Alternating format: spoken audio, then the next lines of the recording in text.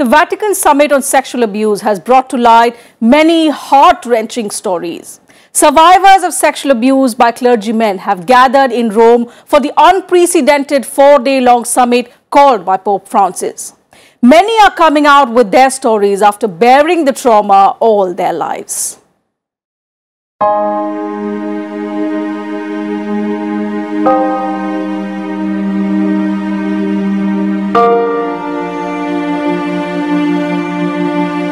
Tales of horror recounted by the survivors of sexual violence at the hands of those who were meant to uphold their faith.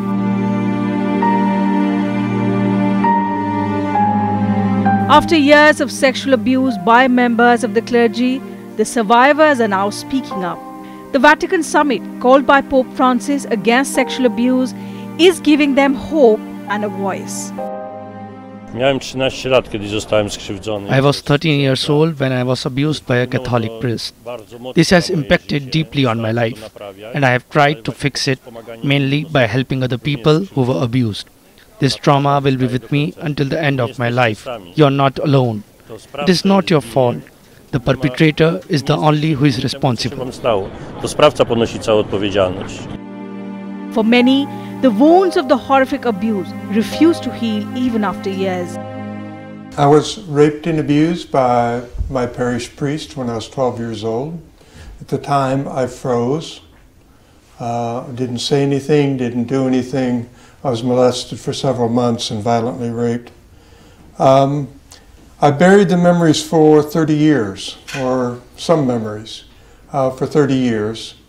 And it was only when other survivors, other advocates, stood in front of a church and said, there should be no more clergy abuse. And I said, that happened to me. Repeated sexual violence has left many victims traumatized for life. It has impacted my life with intimacy issues, with trust issues, combined with feeling like I couldn't say no to people. And that has taken a long time to work through. And I didn't start speaking publicly about this until the last year. The survivors are standing up for themselves and each other, lighting candles to reinstate their faith. One of the survivors, ALESSANDRO Battaglia, broke down while telling his traumatic story. He was abused at the age of 15 after years of service in the Catholic Church. The trauma is too big. Everything takes us back to those painful moments. I stopped believing in God because God would not allow this. I was a Boy Scout. I served as an altar boy. I was an entertainer during church summer camps, and they took this all away. They took years from my life.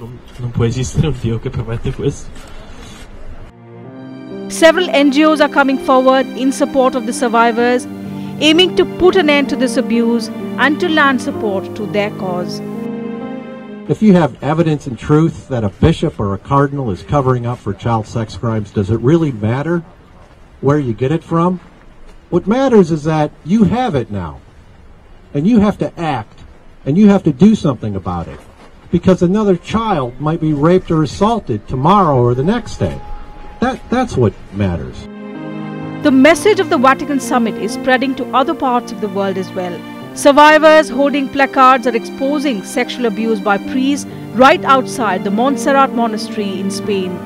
Nuns in Chile are also hopeful of a change, with Pope Francis' recognition of church abuse.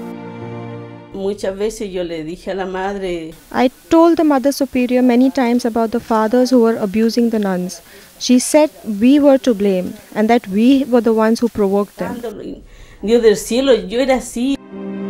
With the Vatican Summit, the Supreme Priest has instilled hope among people who have been wronged and violated by members of the Church. Many of them are beginning to have faith once again that they will get justice. Bureau Report, Rajya Sabha TV.